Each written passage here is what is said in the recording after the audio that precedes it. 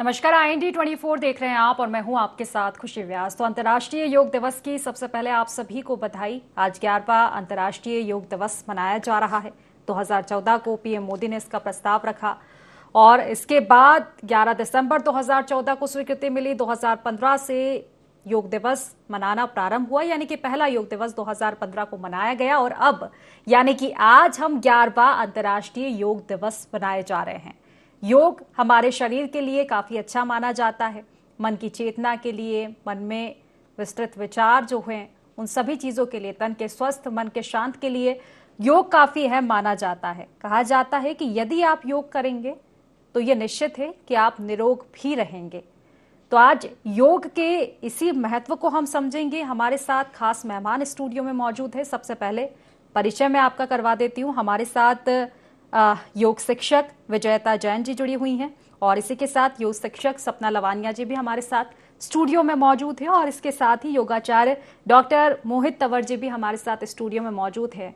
तो क्योंकि 3 योग शिक्षक या फिर कहें योगाचार्य हमारे साथ मौजूद है, जो कि आज हमको बताएंगे कि आखिर योग हमारी दिनचर्या के लिए, हमारे जीवन के लिए कितना लाभदायक है, योग के क्या क्या फायदे होते हैं, क्योंकि नुकसान तो योग से होता ही नहीं है। आज अंतर्राष्ट्रीय योग दिवस पर इन्हीं सब तमाम चर्चाओं को आज हम विस्तार देंगे। हमारे साथ तीनों मेहमान जुड़े हुए हैं। चर्चा की शुरुआत मोहित जी आप ही से करना चाहूंगी। योग दिवस आज मनाया जा रहा है और कहा जाता है कि यदि योग करेंगे तो निरोग रहेंगे, ये तो निश्चित तौर पर है, लेकिन योग दिवस आज मनाया जा रहा है तो शुरुआत चर्चा की यहीं से करना चाहूंगी। आखिर क्या संदेश आज आप देना चाहेंगे लोगों को? सबसे पहले तो 11वें अंतर्राष्ट्रीय योग दिवस की सबको बधाइयाँ। तो योग दिवस जैसे हम मनाते हैं तो योग से हम लोगों को शारीरिक स्वास्थ्य, मानसिक स्वास्थ्य और सामाजिक स्वास्थ्य और साथ में आध्यात्मिक स्वास्थ्य की भी उन्नति होती है। तो इसलिए हर व्यक्ति को 24 घंटे में से अपने लिए कम से कम 45 मिनट का समय निकालना चाहिए। तो आपका शरीर स्वस्थ रहेगा, निरोगी रहेगा। तो हर व्यक्ति को समय निकालकर योग जरूर करना चाहिए, क्योंकि इस बार का हमारा जो थीम है योगा फॉर वन अर्थ और वन हेल्थ, मतलब एक पृथ्वी और एक स्वास्थ्य के लिए योग हम अगर करते हैं, मतलब हमारे लिए हमको योग करना है, हमको स्वस्थ रहना है। तो अगर आप नियमित रूप से करते हैं तो आप खुद इनके रिजल्ट देखेंगे। जैसे आज हम लोग कर रहे हैं, पूरा देश, पूरा वर्ल्ड आज योगा डे मना रहा है। तो इसी संकल्प के साथ सभी को प्रतिदिन योग करना चाहिए। निश्चित तौर पर देखा जाए विजयता जी, तो क्योंकि योग के बारे में कहा जाता है कि पहले हमारे देश ने इसकी शुरुआत की और आज पूरा विश्व योगा को मान रहा है और कहा भी जा रहा है कि योगा से ही सब कुछ होगा। लेकिन फिलहाल क्योंकि मैं चर्चा इस बारे में भी करना चाहती हूँ, विस्तृत चर्चा आज हमारी होगी, तो क्योंकि जो आज का युग हो चुका है, आज की जो जनरेशन है, क्योंकि आज जो समय है वो शायद पहले नहीं था और आज के समय में अगर योग को आप प्रदर्शित करेंगे कि किस तरह से योग लाभदायक हो सकता है, क्योंकि दिनचर्या बदल रही है, पूरे टाइम हम ऑफिस में रहते हैं और उसके बाद तो कैसे आखिर टाइम निकालें योगा के लिए, किस तरह से योग को अपने जीवन में हम ला सकते हैं? देखिए, हम समझ रहे हैं कि आज की दौर में स्ट्रेस बहुत ज़्यादा है जी, तो हमें उस पर काम करना चाहिए कि हम स्ट्रेस को कैसे कम कर सकते हैं। हम अगर बैठ के काम कर रहे हैं तो हमारी बॉडी रिलैक्स नहीं है, हमारी बॉडी में इतना ज़्यादा स्ट्रेस है कि कई तरह की बीमारियां ले रही हैं जन्म, जैसे कि सर्वाइकल हो रहा है, किसी को स्पॉन्डिलाइटिस हो रहा है, बैठ नहीं पा रहे हैं, नीचे बैठने में बहुत दिक्कत हो रही है। तो हम उसको कैसे बदले भाई? हम जिम जाते हैं तो जिम में क्या होता है कि उतना वर्कआउट हम करते हैं, हम जिम भी जा रहे हैं, लेकिन वही टाइम हम अगर योगा के लिए निकालें तो वो हमें मानसिक रूप से शांत करता है। जिमिंग मुझे नहीं लगता कि व्यायाम हमें इतना मानसिक रूप से शांत करता होगा। एज अ योगा टीचर मैंने अनुभव किया है कि सिर्फ योग ही ऐसा है जो हमें मानसिक रूप से शांत कर सकता है जी।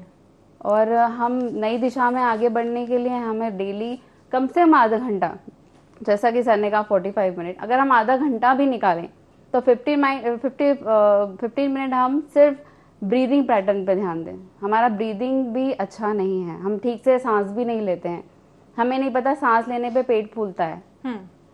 तो ये सब चीज़ें हमें ध्यान में रख के और डेली सिर्फ 15 मिनट ब्रीदिंग पैटर्न पे ध्यान देना चाहिए। निश्चित तौर पर कि समय चाहे जितना हो, लेकिन योगा में जितना समय देंगे उतना लाभदायक रहेगा। सपना जी, मैं आपसे भी यही जानना चाहूंगी, क्योंकि आजकल की जो दिनचर्या हो चुकी है, जिस तरह से मैंने अभी जिक्र किया कि जब ऑफिस में रहते हैं ज्यादातर टाइम हमारा स्क्रीन पर रहता है, या तो हम ऑफिस में रहेंगे तो कंप्यूटर या लैपटॉप के सामने रहेंगे, वर्क फ्रॉम होम भी बहुत सारे लोग करते हैं, बल्कि बाकी जो टाइम बचता है हम फोन के सामने आजकल निकालते हैं। फोन में सोशल मीडिया हो गया, बाकी सारी जितनी भी चीजें हो गई, तो एक तो ये चीजें देखी जा रही कि एक्टिविटीज काफी कम हो चुकी है। पहले खेल कूद में चाहे बच्चे हो तो वो भी ध्यान देते थे, तो फिर ऐसे में आखिर कैसे मैनेज कर पाए योगा को, किस तरह से शामिल करें, कौन से वो आसन हो सकते हैं जो कि इस पे लाभदायक रहेंगे? देखिए, मैं ये कहना चाहूँगी कि अगर हमें सबसे पहले अपने बारे में ये सोचना है कि हमें बहुत स्वस्थ जीवन जीना है, और जो भी हमारी दिनचर्या है उसमें हमारे जो भी काम रहते हैं, जो भी जिम्मेदारियां रहती हैं, उनसे तो हम कभी मुक्त हो नहीं सकते, लेकिन उसके साथ हमें अपनी हेल्थ के लिए कुछ ऐड ऑन तो करना पड़ेगा। और जितनी जल्दी हम इसको स्वीकार कर लेंगे अपने लिए कि हमें खुद को कैसे स्वस्थ रखना है और उसके लिए हमें क्या क्या प्राणायाम करने हैं, कौन सा व्यायाम करना है, कौन सा आसन करना है, या किसी को मेंटल स्ट्रेस का लेवल ज़्यादा है, जिसके जैसे काफ़ी लोगों का वर्कलोड होता है जो मेंटली बहुत, तो उसको मेडिटेशन से आप कैसे उसका जो स्ट्रेस है वो कम कर सकते हैं, ये हमें पहले एक जिम्मेदारी के तौर पे अपने लिए लेना पड़ेगा। उसके बाद ही हम कोई स्टेप उठा सकते हैं, क्योंकि सिर्फ सोच के और करने से तो आप वो चीज़ नहीं कर पाएंगे जब तक आप उसको अपने नियम में नहीं लेकर आएंगे। और आज नहीं तो कल आपको ये एक्सेप्ट करना ही पड़ेगा कि एक समय के बाद आपको अपने लिए कुछ ना कुछ ऐसा रास्ता देखना पड़ेगा जहां से आपको एक मेंटल पीस मिले, मन की शांति मिले। क्योंकि ये चीज़ें लाइफ में जो सबके साथ है वो कभी भी आपके साथ ख़त्म नहीं होने वाली है, लेकिन आपको अपना ध्यान रखना जल्दी से जल्दी शुरू करने पड़ेगा। और उसके लिए योग से बेटर तो कोई भी ऐसे चीज़ नहीं है कि जो आपको मन की शांति दे सके। निश्चित है मोहित जी, इसी और ध्यान में आपका केंद्रित करना चाहूंगी। जिस तरह से अभी सपना जी ने जिक्र किया कि हम सोचते बहुत हैं लेकिन उतना शायद हम कर नहीं पाते। ये सभी को पता है कि योग के बहुत सारे लाभ हैं, बल्कि ये भी कहा जाता है कि अगर आप योग कर रहे हैं तो सिर्फ सूर्य नमस्कार भी बहुत काफी रहता है। अगर आप डेली सूर्य नमस्कार करेंगे तो उसका काफी फायदा मिलेगा। लेकिन ये होता है कि हम दिनचर्या में उतना शामिल कर नहीं पाते, सोच तो बहुत पाते हैं लेकिन शामिल नहीं कर पाते। बहुत सारे लोगों के पास टाइमिंग का इशू होता है, जैसे मॉर्निंग शिफ्ट हुई या फिर बाकी चीजें हुई। तो आखिर टाइम के साथ कैसे मैनेजमेंट कर पाएं, योग को कैसे आसानी से अपने जीवन में ला पाएं? आज के समय में जैसे समय सभी लोगों के पास ऐसा लगता है कि कम है जी। बहुत सारे उनको सोशल वर्क है, अपने ऑफिस के वर्क हैं, जो कॉलेज में टीचिंग कर रहे हैं, कोई ना कोई वर्क उनको है, और उसके कारण उनको अगर समय नहीं मिल पा रहा है तो अगर आप वर्क पैलेस पे भी बैठ के योग कर सकते हैं, छोटे छोटे सूक्ष्म व्यायाम कर सकते हैं, मेडिटेशन प्राणायाम कर सकते हैं, स्ट्रेचिंग कर सकते हैं। अगर आपको समय नहीं है तो 10-15 मिनट आप अपने चेयर पे बैठ के भी कर सकते हैं कुछ, तो उनमें आप जैसे स्ट्रेचिंग कर सकते हैं। उसके बाद आप जो है भ्रामरी प्राणायाम का अभ्यास कर सकते हैं, शीतली प्राणायाम का अभ्यास कर सकते हैं, बैठे बैठे आप कपालभाति कर सकते हैं। बस मेरुदंड आपको सीधा रखना चाहिए जब भी कोई अभ्यास करते हैं चेयर पे बैठकर, तो उस समय मेरुदंड मतलब आपका स्पाइनल कॉर्ड, स्पाइन ठीक होना चाहिए, सीधा होना चाहिए, बिल्कुल गर्दन भी सीधी होनी चाहिए, तभी प्राणायाम करने का आपको लाभ मिलता है। और फिर अगर समय बिल्कुल भी नहीं है तो आप एटलीस्ट 10 राउंड जो है सूर्य नमस्कार कर सकते हैं। सूर्य नमस्कार से क्या होता है, पूरे शरीर का जो है मेटाबॉलिज्म ठीक हो जाता है। किसी का अगर लो है मेटाबॉलिज्म या हाई है तो उसको बैलेंस बना देता है, उससे कई रोग से आप, जैसे फिटनेस के लिए अगर वेट लूज़ करना है तो उसमें भी हेल्पफुल है, थायराइड के लिए हेल्पफुल है। तो अगर कोई भी आपके पास समय नहीं है तो आप 10 मिनट के लिए 10 राउंड सूर्य नमस्कार श्वास के साथ, विशेष ध्यान रखना है कि कहाँ श्वास लेना है कहाँ छोड़ना है। सूर्य नमस्कार गलत तरीके से करते हैं तो फायदा कुछ नहीं होगा, नुकसान भी हो सकता है। इसलिए आपको ब्रीदिंग के साथ प्रॉपर तरीके से सूर्य नमस्कार 10 राउंड कीजिए। अगर समय नहीं है आपके पास 5 मिनट का ध्यान कीजिएगा, 15 मिनट भी आपने अगर कर लिया तो आपके दिन भर की एक्सरसाइज हो जाती है। निश्चित तौर पर कि एक टाइम टेबल मुझे लगता है कि बनाना बिल्कुल जरूरी होगा इसके लिए, क्योंकि जीवन में तो उतारना पड़ेगा। बातें करने से तो शायद ये होगा नहीं, योगा करना ही पड़ेगा। विजेता जी, देखिए आज के जो समय में है सबसे बड़ी जो समस्या बनी हुई है, कहते हैं कि अगर आप मोटापा आपके शरीर में आ रहा है तो वो साफ तौर पर बीमारियों को आप न्योता दे रहे हैं। इसको लेकर हमने देखा है कि मोदी जी ने भी आज जो जिक्र किया है योगा के बाद, जो उन्होंने अपना वक्तव्य दिया, उन्होंने कहा कि योग कहीं ना कहीं एक पॉज बटन की तरह होता है। बहुत भागदौड़ चल रही है जीवन में, लेकिन एक पॉज बटन जो होता है ना कि मानसिक शांति उसको मिल जाएगी। अगर देखा जाए तो मोटापा जो एक गंभीर समस्या बनी हुई है, तो मैं ऐसे में जानना चाहूंगी, क्योंकि बहुत से हमारे दर्शक हैं जो जानना चाहते होंगे कि आखिर अगर मोटापे से शरीर जूझ रहा है तो आखिर उसको कम कैसे किया जाए, जिम को छोड़कर, योगा को लाकर। बिल्कुल, योग तो हमें करना ही है। मैंने जैसे कि बताया अभी कि ब्रीदिंग पैटर्न हमारा सही नहीं है, ब्रीदिंग हमें अच्छे से करना है। और दूसरी चीज़, हमें थोड़ा सा डाइट को भी समझना चाहिए कि हम क्या खा रहे हैं। हम जितना फास्ट फूड ले रहे हैं आज की डेट में, और जितना हम बाहर का खा रहे हैं मैदा वैदा, वो आपको नहीं खाना चाहिए। तो सबको ही पता है कि मैदा खाने से कितने नुकसान है, फास्ट फूड खाने से कितने नुकसान। वो हमारी श्वास नली में, ये समझ लीजिए कि एक टॉक्सिन का काम कर रहा है, जो हमें कैसे निकालना है, ब्रीदिंग से। और कुछ जो आसन हैं हमारे, जैसे वक्रासन हुआ, उससे वो डायबिटीज़ की प्रॉब्लम भी इसी से हो रही है। हमारे खान पान हमारा सही नहीं है। तो जैसे जैसे हम अपने डाइट को भी समझेंगे, थोड़ा सात्विक खाना शुरू करेंगे, जूस पीना शुरू करें। जैसे कि हमारे पतंजलि जी के जो जूसेस हैं वो भी हम पीते हैं।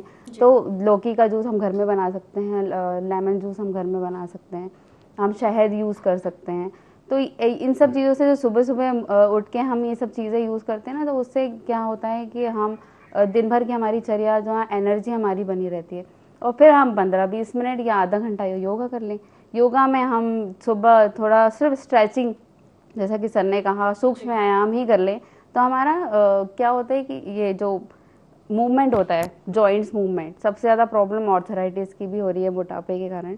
तो ऑर्थराइटिस भी आप ही समझ लीजिए जॉइंट्स पेन को बढ़ाता है। तो आप जैसे डेली मूवमेंट करेंगे, आपके जॉइंट्स के नेक मूवमेंट हुआ, हैंड मूवमेंट हुआ, रिस्ट मूवमेंट हुआ, एंकल मूवमेंट हुआ, वो भी एक 15 मिनट का सूक्ष्म व्यायाम है। आप थोड़ा जल्दी उठें और जल्दी सोने का प्रयास करें। तो हमारा जो दैनिक चर्या है वो थोड़ी सी गड़बड़ है, तो अगर वो ठीक हो जाएगी तो हम योगा के लिए भी थोड़ा टाइम निकाल पाएंगे, मुझे लगता है। सपना जी, देखिए कहा जाता है कि योग एक यात्रा है जो शरीर से मन तक जाती है।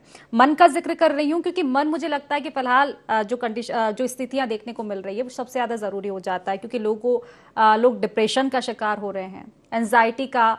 हमारे जैसे युवा जो है एंजाइटी में आजकल फंसते जा रहे हैं। उसका रीजन कुछ भी हो सकता है, वर्कलोड हो सकता है, बाकी सारी चीजें हो सकती है। तो आखिर योगा से मन की शांति कैसे पाई जा सकती है? ये तो योगा की जो एक जर्नी है ना, वो आपकी स्वयं की अंतरात्मा की एक जर्नी है। उसमें क्या है ना कि आपको लोग जैसे जिम ज्वाइन करते हैं या जो योग से जुड़े हुए हैं, तो ये उनका थिंकिंग प्रोसेस है जो उन्होंने एक टाइम के बाद चेंज किया होगा। किसी ने सोचा होगा मैं जिम से अपने को हेल्दी रख सकता हूँ, कोई योगा से अपने को हेल्दी रखना चाहता है।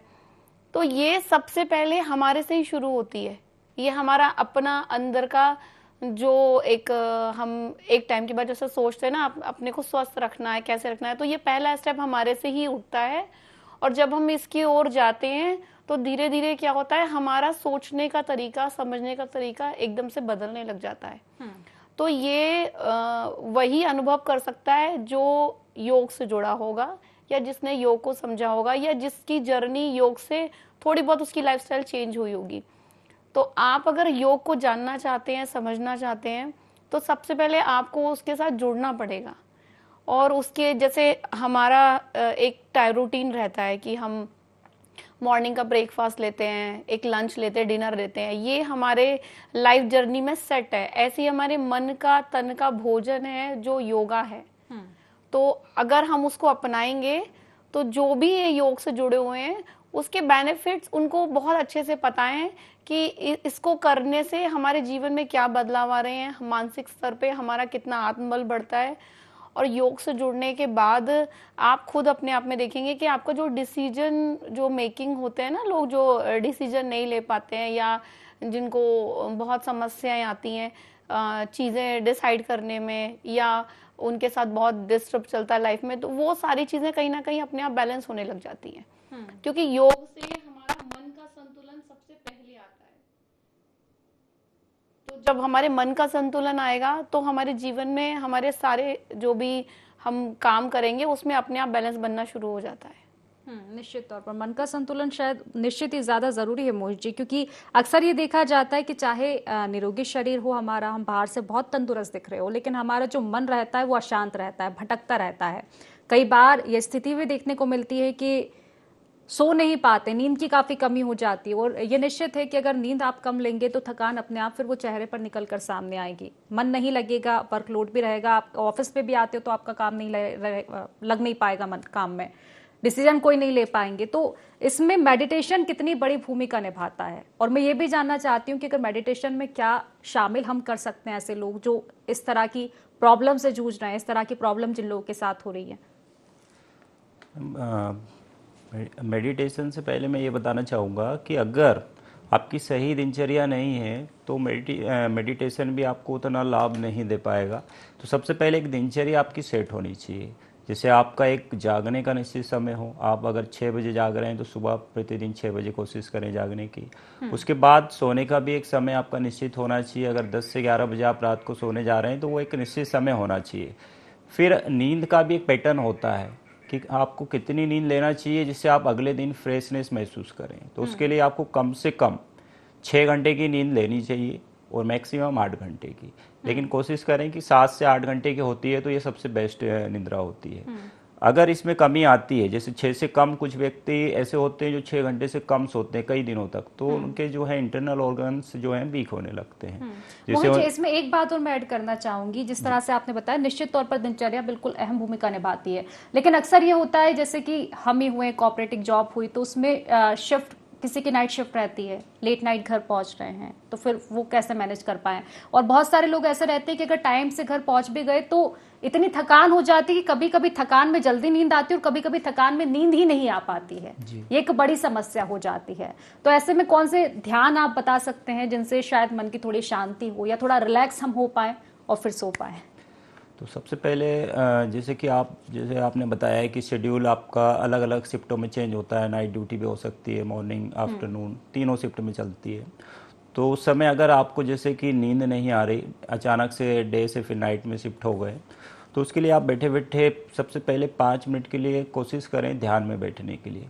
तो इस तरीके से आप ज्ञान मुद्रा लगा सकते हैं, अंगूठ और तर्जनी उंगली को मिलाकर, बाकी 3 उंगलियां सीधी, और सिर्फ एक जगह स्थिर होकर बैठ जाइए। चेयर के ऊपर बैठ गए या फिर आप ज़मीन पे बैठ जाइए, या आप बेड पे भी बैठ के कर सकते हैं।